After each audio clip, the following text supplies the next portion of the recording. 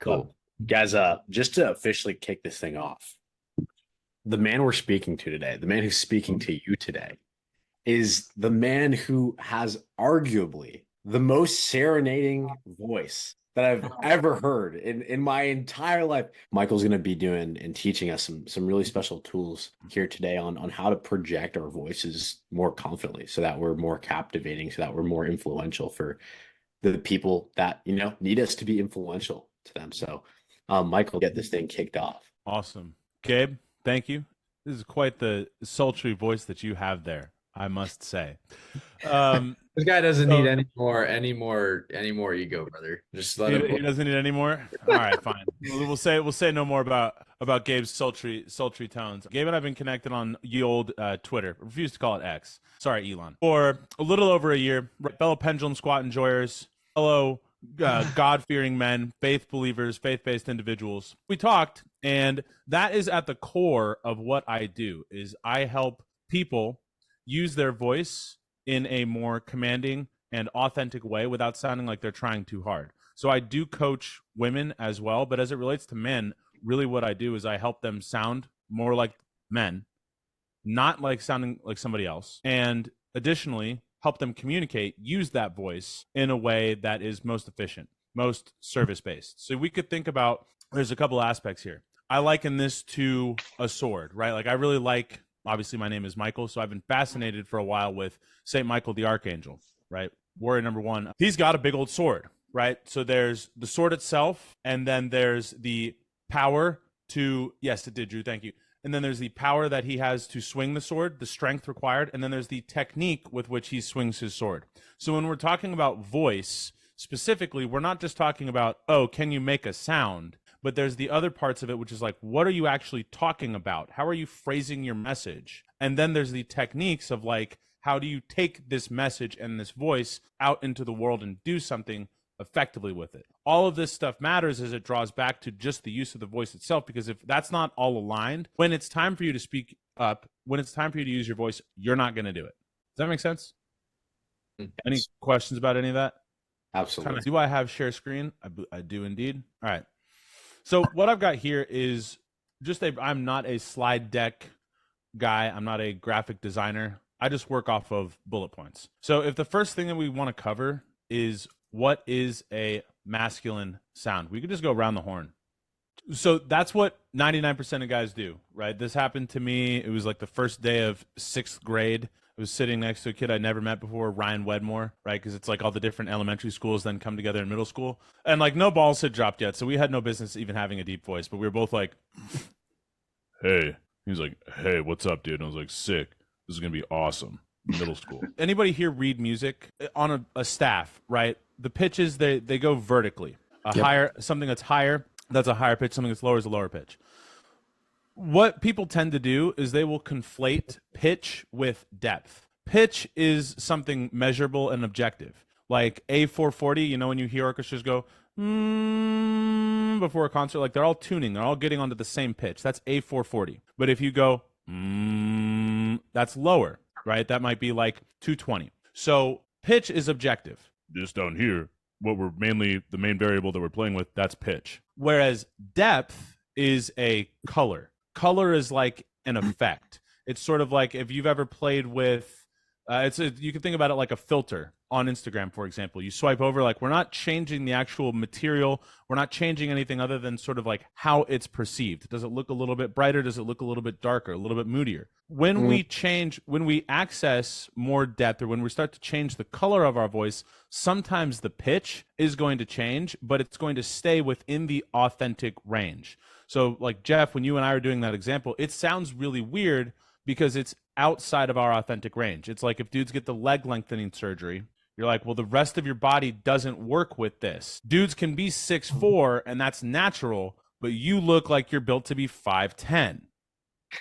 None of the rest of your body fits. So if I go like this, that's really weird. Versus if I go like this, like, hey guys, what's going on? We're going to talk about this today. My pitch is lower, but my color is different.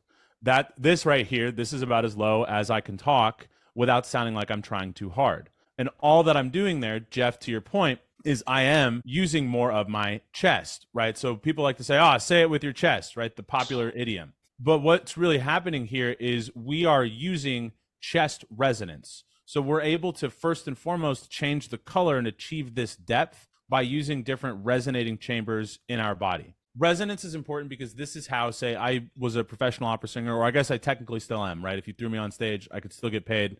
I'll still cut over an orchestra and you'll still hear me without a microphone. This is how opera singers and stage actors are able to be heard in a full house without a microphone, is because they use the resonating chambers in their body. We can think about this like, let's say you have a drum, right? And we have the skin over the drum and then there's a little space. And you tap it and it goes bing, bing, bing. Well, if all we do, we don't change the surface area of the drum, we just change the cubic volume of it. Now, instead of it being like this, now it's like this. It goes bung, bung, bung. That's what happens if we access our chest resonance. So chest resonance is really the core of the masculine sound. It's where we get the that sort of caveman. That when I was in the singing days, I had a coach who was like, yeah, dude, that right there, this note on this vowel for you, this gets that guy sound. It's like, damn, that's a man. Anybody else who's not on video, come on video so I can see everybody. So here's what we're going to do. Go ahead and put your hand on your chest underneath your shirt and just go like this. Go,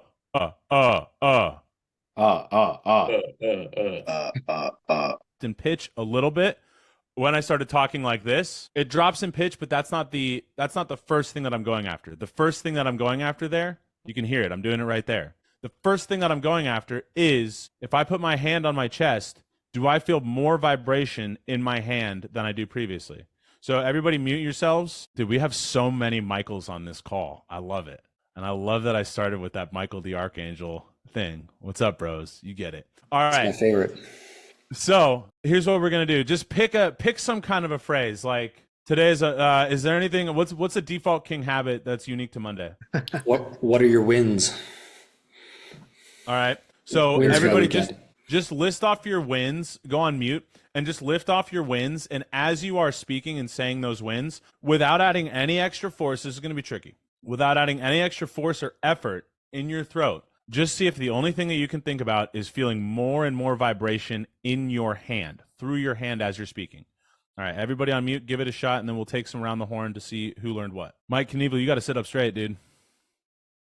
There you go. If we speak only from the chest, and it sounds weird and imbalanced, and then we can't, it's harder for us to do things like this, which is a natural way of speaking. It's like just expressing and it's spontaneous. But if I were to try to speak like this and do this, and it's like, whoa, dude, that sounds weird. You're bringing too much chest up. So there's these other vocal cues, and the reason that these vocal cues are so important is because the voice is not like an instrument. Say like the piano, Michael, if you press, a C, all you got to do is just press it. And then if that piano is tuned, you just get that note. With the voice, and then you're like, I'm just going to press it a little bit softer this time, and then it's got a different color to it, or put down the pedal and it gets a different color. But with the voice, everything is imagination based. So in other words, we have to be able to identify what the sensations are that we're feeling, and then what are the cues that get us into that sensation that helps us to find our true north of our bass speaking voice.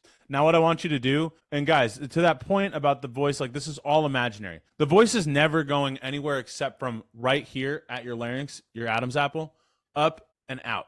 But if we can imagine and try to cue in some different stuff, like for example, like Michael said, like the diaphragm. Diaphragm is an involuntary muscle. What we can do is we can relax and mobilize our thoracic spine. We can correct anterior pelvic tilt, and that's going to help basically create a frame that's going to allow the diaphragm to drop more easily, and then make it easier to control its release, which is basically phonation or outward breath. But it's controlled by all the muscles around it, the obliques, the lower abs, the lats, the serratus, etc. All of that stuff is involved there. So, Gabe, go ahead and do this for me. Imagine that you are sending your voice, right? We know it leaves here, but just imagine that it's going from here out the back of your head. Okay. Like that it's like it. Anybody see the TV show The Boys? The Boys is sick, dude. It's a great TV show.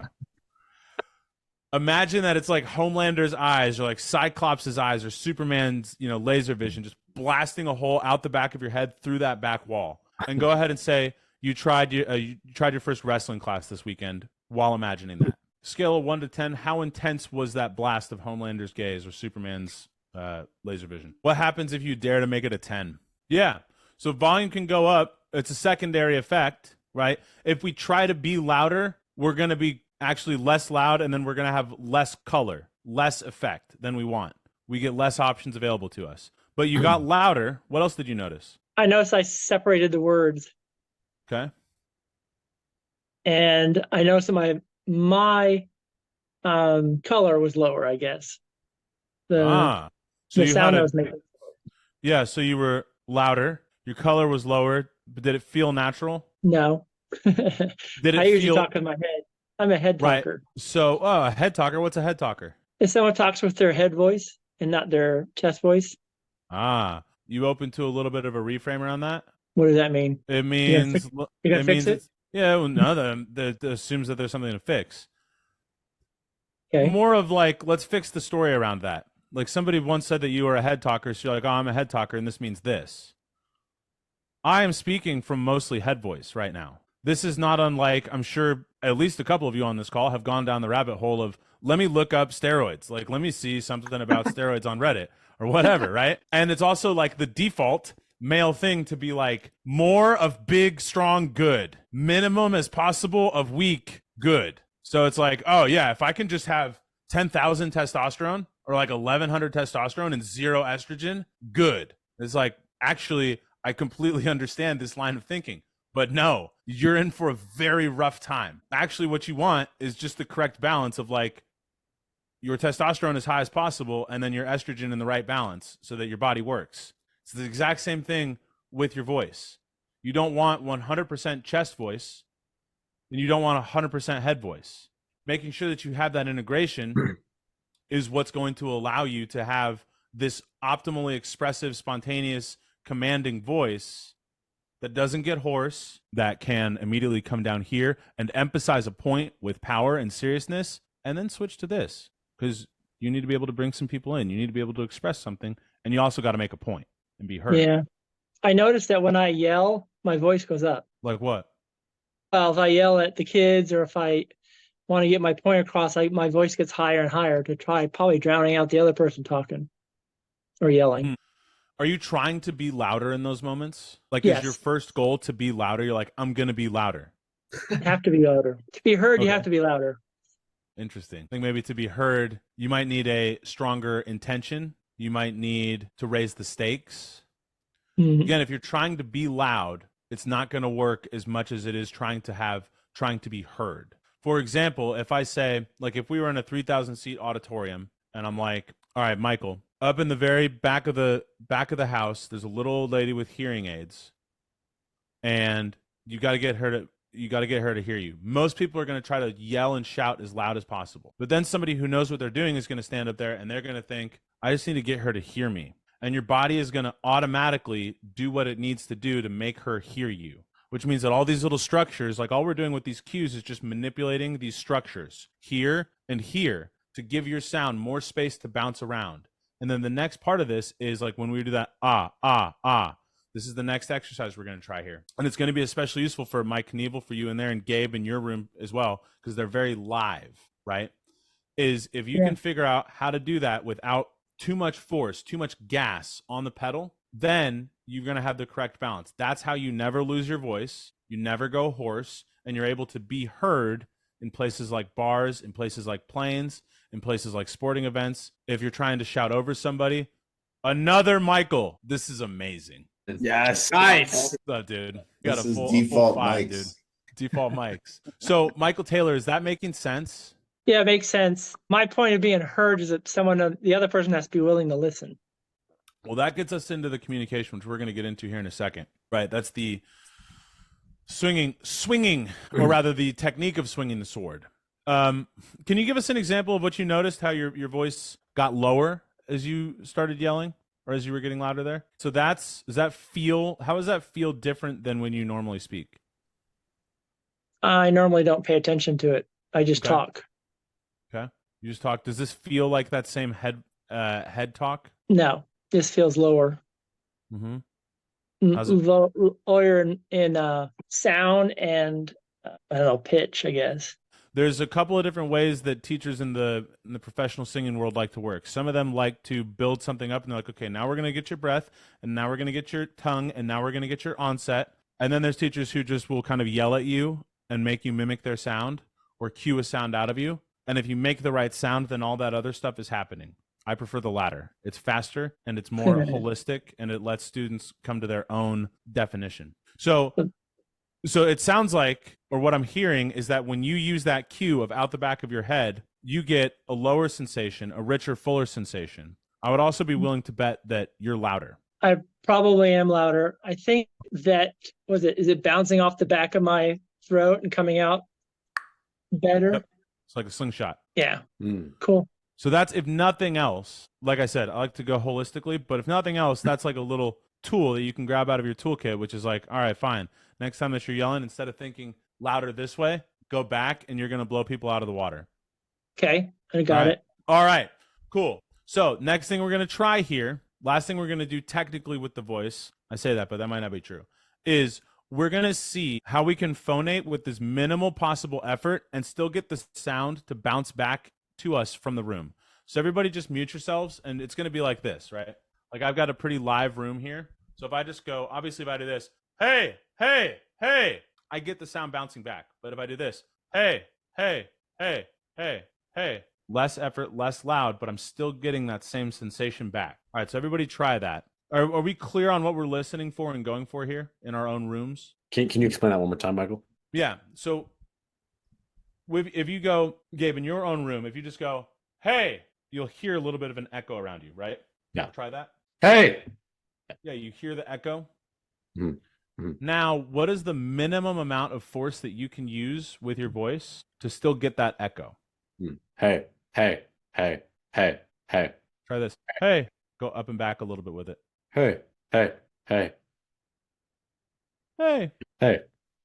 Go. Hey. Hey. Hey. Do this. And this, everybody pay attention along with this. What we want to do is, especially with something like an H, right? We tend to go, hey, hey, which means that there's breath that's coming in between the folds. Folds close like that. Sound happens when the folds stay sealed. That H can tend to trip people up. It will blow air in between the folds, which means that they're not staying sealed, which means that we don't get as much buzz on the tone. So if you just go, A, A. Hey, hey, hey. Is that different for you? Do you notice anything? For sure. What do you hear differently? What do you feel? It sounds like it comes out more, I don't know, at once, I guess I'd say. Immediately. Exactly. Same amount of effort. Yeah. Okay. So guys, that's what we're going to do. We're going to go A, and we're going to look for the minimum amount of effort that we can get that still gets us that ring around to the room. All right, everybody on mute. We'll report back here in 30 seconds. Let me know what you find out. All right, what'd you guys learn? What'd you get? It's okay, Michael, it's okay. I learned that to me it sounds more like it's buzzing in my ears and it's not coming out. That's what causes the echo, I think. I remember the very first time that I heard that buzzing. There's a transformative moment. That buzz is the singer's formant. The singer's formant is the acoustic phenomenon that you achieve when you have everything lined up, and that's what gets the sound over the orchestra with no effort. So if we tie this back to like, look, we have to have some awareness. We have to be able to explain to ourselves, like, you know, we all know what it feels like to execute a perfect squat, our own squat form. Like we can get into it and we know in our muscle memory what hitting depth looks like, what it's like to have the knee or the feet corkscrewed so we've got the tension, glutes, etc. Driving through the heels, toes are gripping. We know. We need to do the same thing if we're going to have the same level of masculine voice and communication. We got to know what that feels like, bring the awareness to that first. So if, for example, for Michael Taylor, you're like, oh, when I have that buzzing in my ears, no matter what I'm saying, no matter what I'm sounding like, be it high, be it low, be it loud, be it soft, as long as that buzzing sensation is there, I'm on track. What did, Jeff, what'd you notice? I noticed that too. I think the same as Michael had it. It was like a buzzing, or it was like resonance within like my kind of jaw and behind my ears into my skull a little bit. But that's what felt like more prominent. Yeah. Do you have that buzzing sensation as you're telling us that? Yeah, because I think I'm focusing on it. Yeah. Yeah. There we go. I heard it right there when you said, "Yeah, I think I'm focusing on it." Yeah. Yeah. Yeah. All right. Yeah. Let's see who we not heard from. Michael Busam or Busam? How you say that? Some. Busam. Okay, I was so wrong. What'd you notice? Still figuring it out. Joined late, so I'm playing catch up here. You good, dude? No, you're right where you're supposed to be. What did you jump into, or what are you trying to figure out? I don't know. Like I've never really played with my voice, so I'm just kind of like learning the different muscle movements and seeing how I can fluctuate, the sound and make it different. Mm-hmm. Okay, I'm gonna come back to you in a second. Vinny, what'd you get, or did you also just join? Yeah, I definitely I could like hear that vibration, just like going with a different tone, and yeah, I guess just not trying to like push out as much and just kind of play around with the pitch more. Yeah, what'd you notice? How do you make it make sense to you? I don't really know. Like, I guess it's kind of like if it's just coming out a different way instead of so like forced forward, it, I don't know, kind of bounces around a little bit more. Did you say so what forward? Forced. Oh dear. Let's see. I know that we have the. I know that we've got my screen shared. Has anybody on here read the book Power versus Force? Power versus Force, very good book. One of the major concepts is basically that, or perhaps the major concept is that there's these two objects, two phenomena, not objects, but two ideas at work in the world. They are opposing each other. One is power, one is force. Power is truth, force is lies. If we are, by default, speaking using our voice from a place of power, that means it's never forced. Related to this idea of trying to be louder, that's force. You're trying to force something. But if you are seeking to be heard and your intention is very clear and very specific, get that little old lady in the back of the hall to hear us. Hey, you're going to do whatever, like your voice is just going to do whatever it has to do. Where if I try to be that loud, I'm going to strain, I'm going to overthink it, I'm going to be in my head, I'm not going to be able to communicate, I'm not going to be able to be present. And if what we're focused on here is masculine voice and communication, anybody here read the book The Way of the Superior Man by David Deida? Presence, our presence as men is more or less the number one thing, the number one way that we can add value to everyone in our lives and our communities, which means we are not overthinking, we're not in our heads, we're actually deeply in our bodies. And this leads us nicely into the communication ideas. We are coming from a place of service. So any other questions on the literal use of the voice before we dig into communication? We can stay on the voice, dude. I have literally spent my entire life on the voice, so we can riff here. Is there one bit of one tip that you could give that would give people here a metric or something to check themselves against? Like, oh, I didn't feel this, or I didn't like when I said that sentence, I didn't feel this or that way, or something like that. Yep. Very glad you asked. And who was it who gave us the buzzing? Michael Taylor? You gave us the buzzing? Yeah, I'm glad you brought it up. Thank you. It's the buzz. Whatever the buzz is for you, right? The chest voice, you have to have that in order to get it. You've got to explore it in order to get it. And you can't be pushing. You can't be trying to be loud in order to have it. So what it requires is this nice balance. That is a linchpin. If when you were speaking, or when I was focused more on singing in my life, when I was singing, as long as I felt some kind of buzz, heard some kind of buzz, I knew I was on the right path. I knew everything was operating efficiently. What the buzz is also going to keep you from doing is going into vocal fry, which is the least assertive, least masculine way of speaking that you possibly can. I'm sure you guys have heard people speak like this endemically. A lot of times people will just do this at the ends of their sentences. They'll be talking like this, totally strong, and then once they get to the end of their sentences, they'll just kind of drop off. Totally.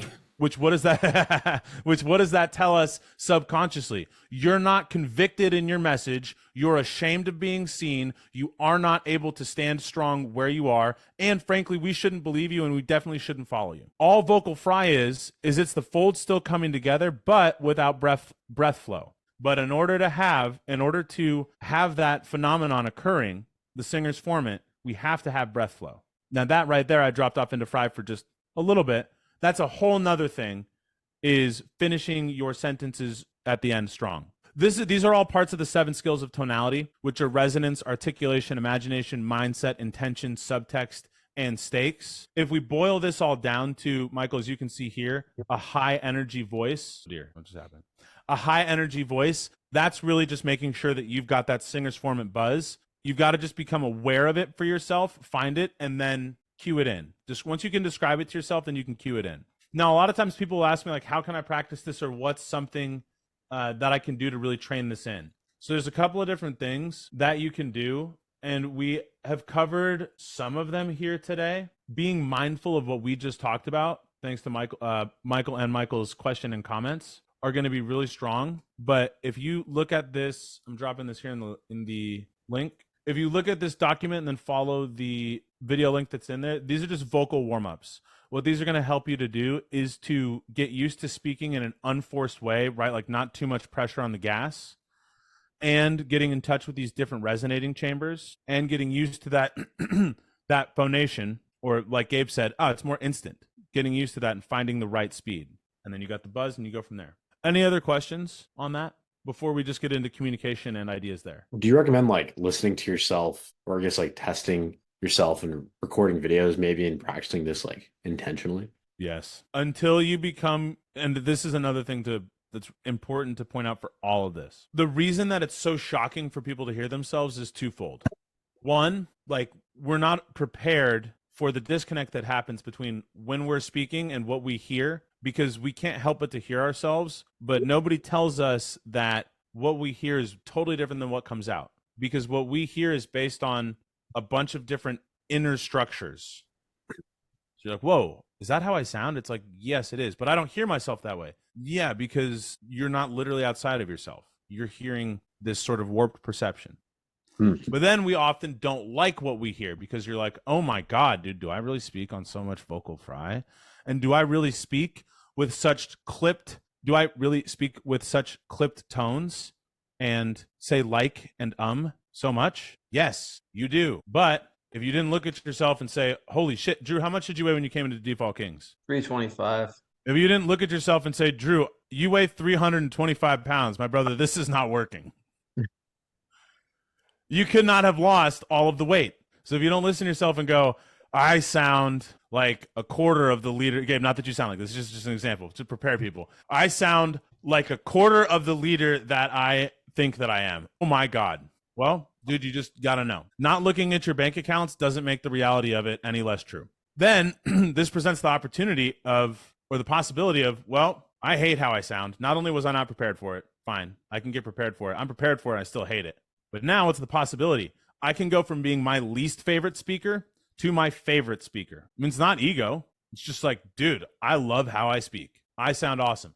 And a big part of that, which we're going to get into here in the communication part, is like, what are you saying? What are you saying? And then how do you bring your authentic personality to what you're saying? Be emotive and expressive without being too much or without losing control. Because a man has got to be in control. And to deny that we feel emotions, like, that's bullshit, because all human beings have the same hardware and the same software. We make decisions emotionally and we justify later with logic. Men in particular don't give ourselves societally, culturally, etc., like any permission to say that we feel anything other than rage. But that's not true. Drew, how did you feel when you were like, I've lost 119 pounds? Felt excited, accomplished. Yeah, dude, you felt excited. Like, men feel excited. Like, anybody on here have a kid? I don't. Yet. Michael M, Michael T. Oh, Michael T, you got 3 kids. How did you feel watching each one of them come out? I thought it was awesome. I mean, they come out purple and gray. My wife has C-sections. Yeah. What did it feel like the first time that you held the first one? It was an incredible feeling that a living creature could be created and birthed. What was that incredible feeling? Of awe, of life, of spiritual being. Hello. We all familiar with the definition of this word? Sublime. Sounds like a sublime experience. Yes. Yeah. When you are able to tap into and begin to develop emotional awareness, then you begin to have emotional control. Nobody wants an out of control, weepy man. Nobody wants a reactive man. If we want to be strong and solid in our voice and in our communication and in our leadership, we've got to have control over these emotions. Control is different than denial. Just like not looking at our bank account or not listening to ourselves, we got to get used to the reality. The reality is like, oh, dude, I fucking feel something. Okay, well, it doesn't make you soft. It doesn't make you anything other than just a person. But now that you know that you feel something, now you're not going to lash out with it. Now you can communicate effectively, which means that now when somebody says something to you that you don't like or that hurts your feelings or that whatever, you're not going to respond in this way that doesn't get you what you want and also shuts them down and burns the bridge. One of the most powerful ways to do this, again, to Michael M's question, like what's a linchpin solution, and with what we've got 12 minutes left, is, and this is one of these skills of tonality, this is intention. There's always two intentions. There's the micro intention, which is like, what do I want them to do when I'm done speaking? Like, let's say you're giving a keynote. And you're like, I want them to raise their hand and say, yes, I want to do that. Or I want them to follow me to the booth at the back or whatever. That's the micro intention. The macro intention is, why am I speaking in the first place? Am I speaking to hear myself talk and because I want to be told I'm so great, like I'm so good at sales? Or is it because I just want you to win? So when we come from this place of service, anytime that we open our mouth, it's just because I want you to win. That alone is going to clarify and keep a lot of keep you very emotionally grounded and help to shape the message. Because even if you're using too many words or your message is wrong, or, if you're in the sales world or the marketing world, if you're feature dumping, God forbid, happens to everybody, that's like, oh, I'm going to get in shape. I'm going to go, I'm going to eat salads and I'm going to run. I'm going to jog. I've been jogging every day. Well, yeah, dude, no wonder it's not working for you. It's okay. But the energy that you bring to it of service changes the reception entirely. And a lot gets forgiven there. All right. We just covered a whole lot. Comments, thoughts, questions, revelations on any of what we just covered? That makes sense to me. I think like, in my mind, like the summary of that little blurb there is just like the posture of the heart and the intention behind the communication will I like that. do some auto correcting to the delivery of it. Am I understanding that right? Dude, that's so well said. The posture of the heart. Is that what you said? Yeah. I love that. So if we look at this, the two linchpins here are find that sensation, become aware of that, find it, lock it in, cue it, use it every single time that you use your voice. Ordering from Starbucks, saying what's up to the front desk person at the gym, talking to your wife, your spouse, etc. And then anytime that you open your mouth, it's from a place of service. You want somebody to win more than you want to be told you're great. Those two things take you so far. Now people are like, yo, dude, you look like a man. You sound like a man. You make me feel like a man. You make me feel like you're a man because you make me feel like you don't want to be anywhere else. You're just trying to help me and you are protecting me and you have the capability to do so. All right. What let's do for the next 9 minutes, let's open up the floor. Any general Q&A, thoughts, revelations on what we say, how we say it, how we manage ourselves, how we protect the voice, anything that comes to mind. Yeah. Yeah, just more comment. I'd say. Wait, hold on. We got Michael. Wait, we got Michael. Sorry, G. We got Michael. Yeah, go ahead. I just wanted to see if you could review the like the voice protection piece. I mean, that's definitely something I struggle with a lot. So What's I mean, that? how do you what was the exercise you went over to basically make sure you don't lose your voice? Well, part of that's going to depend on like what does it look like, voice protection? Like what are you needing voice protection from? What's happening? Just losing my voice when I talk a lot, or definitely if I'm yelling for sure, but if I just talk a lot, my voice just wears out. Okay. What are some of those situations? Like, does this happen every day, or does it happen at a conference, or on like if you're flying on planes a lot? Like, when does this usually occur? Yeah, like conferences or things like that, or it's just a lot of communicating, a lot of talking. It's hard to keep it going. When you speak, are you basically trying to speak at a louder version of the way that you're speaking right now? No. Okay. What does it sound like when you speak in those times? Well, yeah, if you're asking in those arenas, do I speak louder? Yeah. If it's a loud room, yes. I'm trying to speak louder. Right. I would be aware that when you are in a loud room, it's called the Lombard effect. We are going to subconsciously speak louder because there's more noise around us. This is where having a sensation of the true north, as I've been calling it, some cue into the sensation of the true north is going to be a big saving grace for you. Because then you know that as long as you have that sensation and you are starting with the minimum amount of effort while keeping that sensation, then you can just dial that up just a little bit. I like to use things like visually. I will just imagine that my words are going into your ear when we are at a bar. And then there are other things that you can do, say, inside of the 7 skills of tonality. The second one is articulation. Articulation is both figurative and literal. It's how concisely am I saying this message? That's figurative. But the literal is what is the muscle memory, the coordination that I use to make up the sounds that form words. So if when I am speaking to you and I have my voice is not a whole lot of effort, then if I am just making sure that I am really dialing up my articulation a little bit, then you're going to hear me and understand me more. Then there's the stuff that you don't do, which would be, okay, you notice that your voice is getting a little bit tired, a little bit worn. That happens to everybody. Don't speak, don't phonate, and definitely don't whisper. That stuff is going to kill your voice way Where faster. I'm from, we'd already be up by now and put in a day's work. You better get up. Amen. I don't know what that was. Amen. We put in a day's work.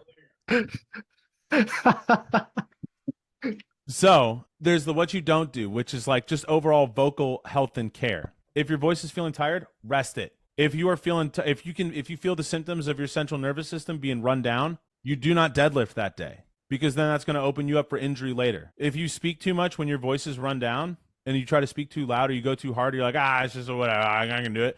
Well, then you get nodes or you get a polyp, and then you actually have a vocal injury, and then you actually can't speak for a while. Drink a ton of water, sleep. Again, default actions. Especially with the voice, right? It is your instrument. It's like a, 300-year-old Stradivarius that costs $10 million that's in a museum that the most famous violinists in the world play. That's this. And the things that we do for upkeep and to make it not only look but function optimally, the exact same things that we want to do with in here. It's like nobody wants to hit a bench press with shitty form, because too much shitty form, it's Russian roulette until you tear your labrum, or you drop it on your throat and then you're dead. Those are the Same two thing. outcomes. Same thing. Yeah, that's The same thing. These I are the don't only touch- two possible things. I've been that- telling you guys about Ford for weeks. Now Michael backs me up. Yes, I'm never bench pressing again. that's right. Well, then you get into, my particular brand of like eccentricity, which is like, I just don't even touch barbells. Only dumbbells. But then the same things, dude, like, honestly, it's really the same. Like, so much of this is exactly the same. Is like breathing, intra-abdominal pressure. If you release your intra-abdominal pressure at the wrong point during a lift, your body becomes a noodle and you lose all that tension. If you, like with breathing, or rather with phonating, you always have to have a tiny release of that pressure, but it's still controlled. If you lose all this stuff, then your voice is going to sound weak and sound like it's on fry. But the way that we treat our bodies by default, it's literally just, most of these actions are exactly the same as they are for the voice. We just forget about it, or we don't apply it to that. It's like, what would this look like if it was applied to this muscle? You'd rest it. Michael, does that answer your question? Or Mike, does that answer your question? Yeah, thank you. Got you. Other questions? Mike McLaughlin. Is there a exercise that you would say could be useful for people, just to like get them into the space of like, just they wake up in the morning, they're might be groggy or in whatever headspace, like just to snap them into this? Yep. I would say the first thing, it's going to be just like lifting. When you first wake up in the morning, do you want to go straight to the gym and do your heaviest lift? No, you do not, because your discs are filled with fluid, and that is how up your back. Ask me how I know. So what you want to do is you want to understand that same phenomenon of fluid retention is happening in your folds. That's why you wake up, and your voice is just kind of fat and low, and it's easy and nice. You got that morning voice, and you're like, I'm not even trying, dude, and I sound like a god. I sound like Cusco's poison, the poison for Cusco, the poison prepared specifically for. Come on, have we all seen Emperor's New Groove? We sound like that guy in the morning. That's the same thing that's happening in your folds. So what you got to do is know that, like, just give your folds a little bit of time, get used to not pushing what it feels like to not push, and your folds will just naturally do what they're supposed to do. Now, if you look at the vocal warm-up sheet and then video, there is an exercise in there, a semi-occluded vocal tract exercise used by voice therapists, pedagogues, etc., that helps people when they've lost their voice, Mike, for them to get their voice back healthily. But then it also helps to train you with, this is how much effort we need, and this is where my voice naturally lives, and this is what it's like, a visual representation of airflow, constant bubbles with no breaks, and phonation at the same time. So I would say the straw exercise when done correctly. My friends, we are run up on time. This has been an absolute pleasure. You guys can find me at Michael Hewitt23 on all social media platforms, Twitter, Instagram, YouTube. Reach out to me with any questions. Just let me know that you're from Default Kings. We keep this conversation going. I have a couple of different groups or a couple of different ways that we can work. I have a men's only voice and communication workshop that meets on Sundays for about an hour and a half. And we cover basically all of this. And then we get into what this might look like in your business or in your personal life, anything having to do with voice and communication. But otherwise, Joey, Gabe, dude, thanks for having me here, guys. This has been a real blast. That was awesome. I was locked in the whole call. I was like, Yeah. Guys, I just want to double and triple down on how important this is. If you guys didn't know, I serenaded the beautiful Miss Sophia via voice message for 2 months straight before we started dating. So the power of your voice is important. Okay, so Did you really? Oh yeah. All voice message, baby. All voice message.